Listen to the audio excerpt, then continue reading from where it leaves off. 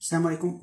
Bonjour, c'est pour vous parler perte de contrôle par la frustration. En fait, on peut contrôler plus facilement une personne qui est frustrée.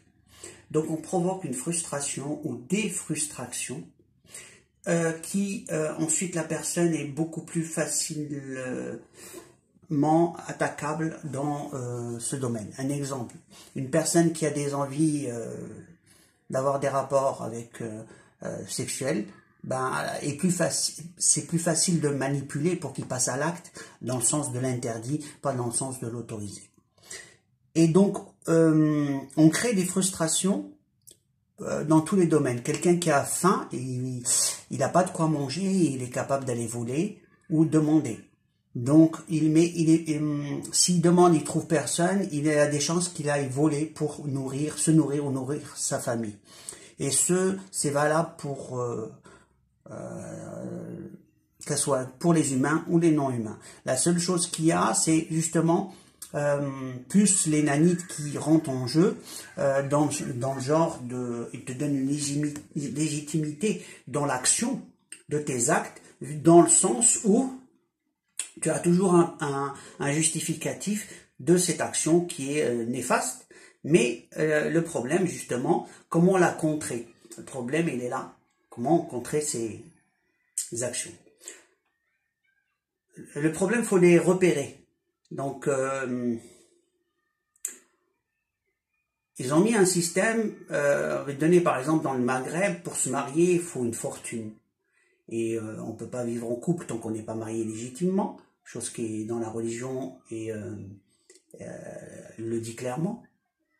Et donc le problème où il se pose, c'est que les individus maintenant, on exige beaucoup de choses aux gens pour pouvoir se marier. Un couple de personnes qui veulent se marier, il faut une maison, il faut un travail, il faut une stabilité.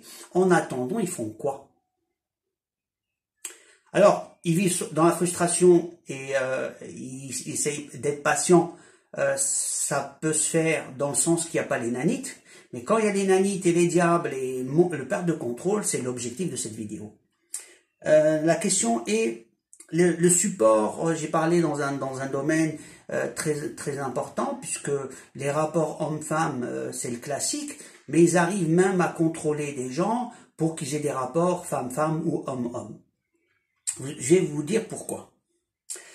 Au niveau des contrôles, ils provoquent l'envie, d'abord, indépendamment de la personne de ce qu'il veut. Donc, il provoque l'envie. Et il faut savoir qu'on a des sécrétions hormonales qui font que pour un homme, il a une poitrine, et il a une poitrine d'homme, quoi. Et la femme, une poitrine de femme.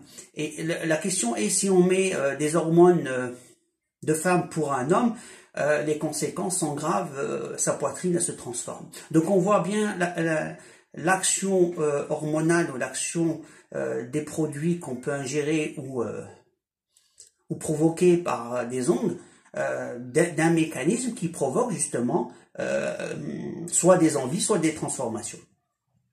Prendre une personne et le transformer dans sa sexualité d'une façon anormale, chose qui est très facile à mettre sur pied. Puisque au niveau des ondes, je vais parler cru, parce que les langues de bois, j'en ai marre, et je vais les dire les choses. Si on envoie une onde sur chaque jambe, forcément, on va traverser les jambes pour arriver vers le bassin. Et si elle est adaptée à la partie de la partie anale, par exemple, ou vaginale, elle peut être ciblée pour cette fréquence, soit si c'est le clitoris pour une femme, ou anal aussi, dans le sens homme ou femme, parce que leur objectif, c'est dénaturer l'humain. Et cette onde va aller être ciblée et ça va créer une sensation. Ils peuvent augmenter avec un simple potentiel cette onde. J'ai déjà parlé des ondes et de ces dangers, le contrôle, et on peut ainsi provoquer doucement, avec les jours, les années, des perturbations sur certains qui vont céder puisque ils n'ont pas les bases de combat. Voilà, combat religieux, ce que je voulais dire, de contrôle. J'ai vu, pour pas parler de gens, de ce qu'ils m'ont raconté, je vais essayer d'être assez large. On va parler maintenant d'amour. On peut aimer, on est fait pour aimer le sexe opposé, donc un homme, une femme une femme, en termes de couple, je parle, hein, bien sûr. Je parle d'amour dans le sens mariage, dans le sens, voilà. Le problème, c'est qu'ils peuvent provoquer justement une altération jusqu'à aimer le même sexe. Justement, il est là. C'est que l'envie va être tellement que la personne va être aveuglée. Ensuite, l'enjeu des nanites. Les nanites provoquent des perturbations à l'intérieur du cerveau ou les repères, ils cassent ces repères. Ils savent où ils sont cachés dans la mémoire, ils les cassent. Donc tes repères, ce que tu as gagné en termes d'héritage, est cassé. Est cassé, donc c'est comme quelqu'un qui est sous hypnose constante. Et cette hypnose le propose... on a vu des gens être hypnotisés dans les shows où ils pensent c'est un monsieur, ils pensent que c'est une femme enceinte. Donc, des réalités, les gens croient que c'est pas possible. Or, c'est possible. À petite dose et cachée, c'est justement mettre un système à petite dose pour que ça soit pas remarqué ni remarquable par monsieur tout le monde. Et si quelqu'un en parle, ça devient un complot, ça devient quelqu'un d'attardé. Beaucoup de gens, quand ils font, ils mettent des alertes, on les met dans les asiles de fous ou l'équivalent. Ou on les ridiculise en montrant ils sont pas dans la bonne voie. Donc les annonceurs d'alerte, d'une certaine façon, avec une certaine logique et une certaine connaissance, et ceux qui reçoivent des messages de la part d'Allah, sont mis à l'écart et attaqués. Attaqués tellement qu'ils veulent plus faire de vidéos. J'ai vu certains dire, ils nous en peuvent plus, ils n'en peuvent plus. Ils attendent l'arrivée du Mahdi, ils prient Allah pour que ça ne tarde pas. Inch'Allah. Dans l'action. Ensuite, on revient à les nanites et leur connexion. Au niveau de la peau, on nous envoie des ondes qui altèrent et qui permettent un meilleur passage des nanites pour se connecter à nous au niveau électrique. Parce que quand on a un champ, notre potentiel électrique change, ce qui fait qu'ils ont un meilleur contact avec notre corps, un contact direct. Et ensuite, la forme de l'eau les attire beaucoup, puisque l'eau peut être magnétisée, il a un certain champ magnétique, donc on peut l'orienter d'une certaine façon, ce qui fait que cette eau-là, ils mettent des ondes de façon que ces nanites puissent se baigner d'une façon comme ils aiment. Ensuite, il y a, par exemple, les muqueuses des sinus. Quand quelqu'un a une infection des sinus, les sécrétions qu'on donne sont favorables à la connexion. Ils ont fabriqué des nanites qui se connectent à ces muqueuses qui se collent. Et en plus, on les avale, donc ils peuvent se descendre vers l'estomac et qui vont jusqu'à la partie anale. Donc, en conclusion, encore un terrain où on peut provoquer au niveau de l'estomac, au niveau du nez, au niveau de la tête, et ainsi de suite, puisque les sinus sont un peu partout.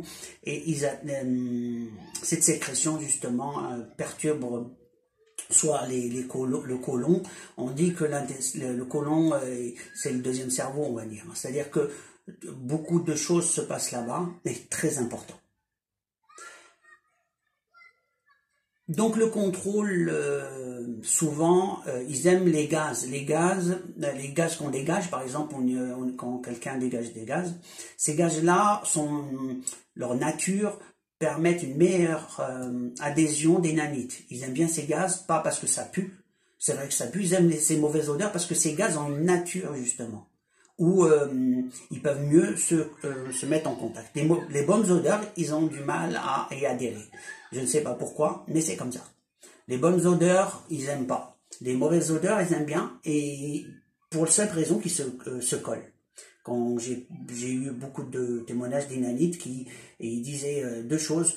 Je ne vois rien parce que la personne a beaucoup de lumière de la part d'Allah, ce que Allah lui a donné comme lumière.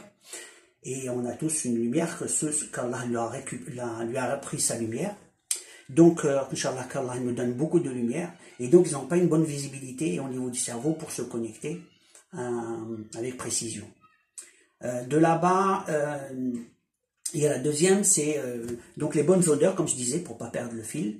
Et donc, mettre et l'hygiène. Donc ce qui fait tout ce qui est sécrétion, ils aiment bien. Le sang, ils aiment bien. Alors quand ça saigne au niveau du nez par exemple et ça descend, eux ils adorent, hein, parce que pour une simple raison, c'est qu'il y a du fer dans le sang et ils aiment bien manipuler le fer pour le faire vibrer. Alors imaginez qu'est-ce qu'ils peuvent faire avec. Je vais m'arrêter à cette partie au niveau des dégâts, au niveau de l'intestin. Maintenant je reviens à autre chose. Beaucoup s'imaginent que le perte de contrôle est de combien? Une frustration, par exemple, peut être de 30% en moyenne, jusqu'à 100%.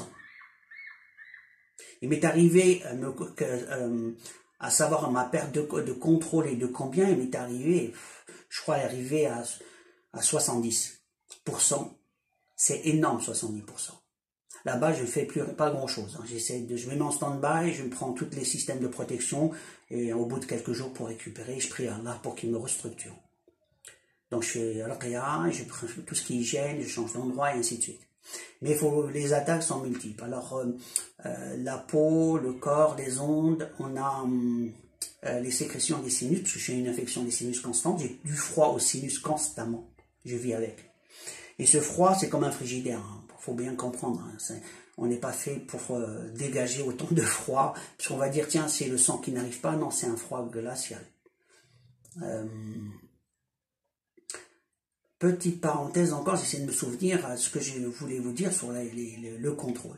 Donc quand on contrôle les différentes parties, rien que les sinus quand ils sont infectés, on peut contrôler les yeux, la vue, les oreilles, donc pratiquement les 4 sens. Ensuite le goût, bon, ça va après, mais les 4 sens là, la vue et après il y a le cerveau. Alors là c'est la totale, non, la personne ne peut plus vraiment penser. Et là-bas, les nanites se mettent à parler. Elles parlent parlent à la place de la personne, et la personne pense que c'est lui. C'est comme un autre dans un corps. On va dire c'est une autre personne qui parle à l'intérieur, sauf que c'est des nanites. Il n'y a pas une nanite, c'est des nanites qui se mettent en groupe et en des tâches particulières.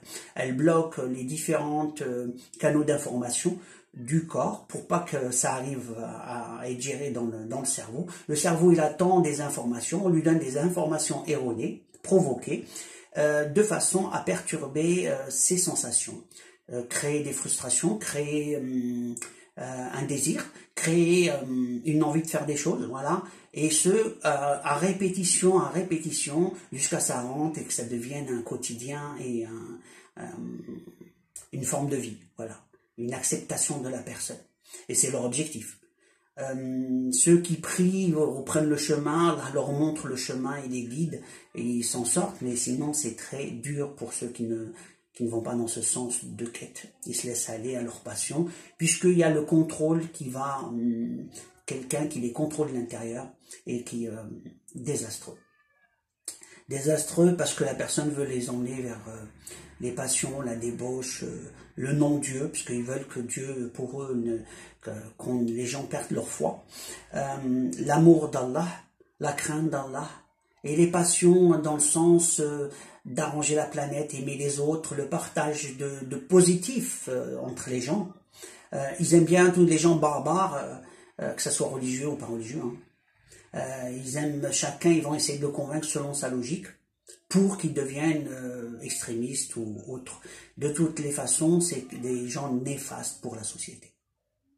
Et on est fait pour aider la société, pour qu'on vive en société, sinon on serait chacun dans un îlot et puis voilà.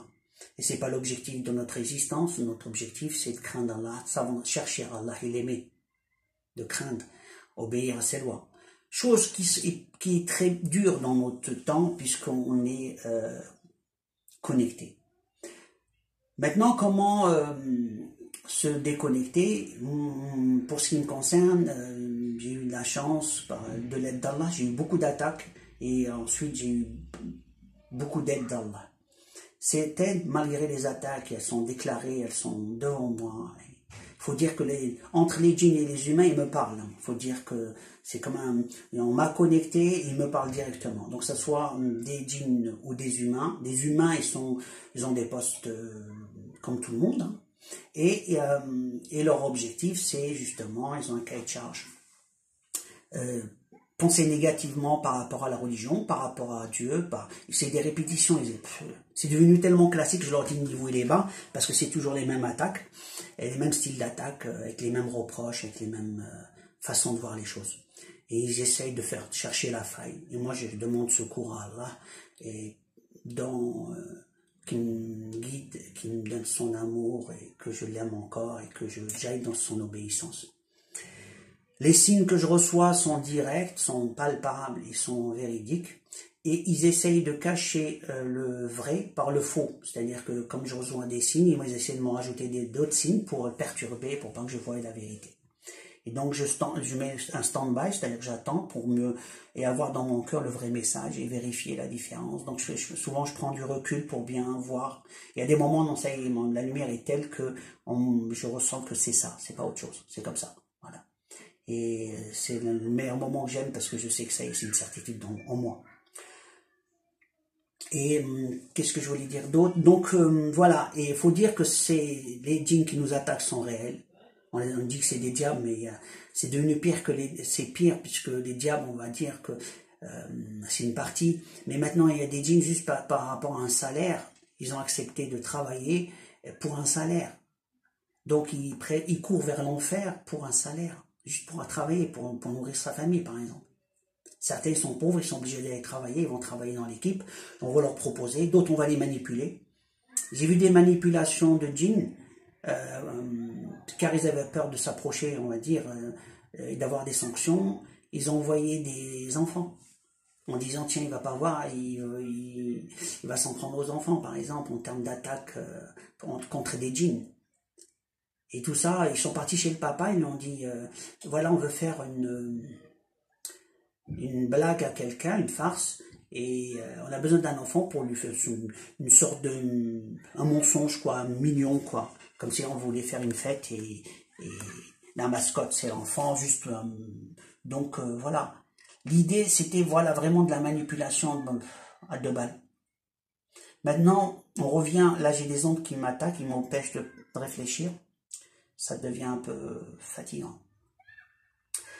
J'essaie de me concentrer, j'ai du mal à parler. Souvent on me dit dans mes vidéos je parle pas vite, je suis de nature à parler vite.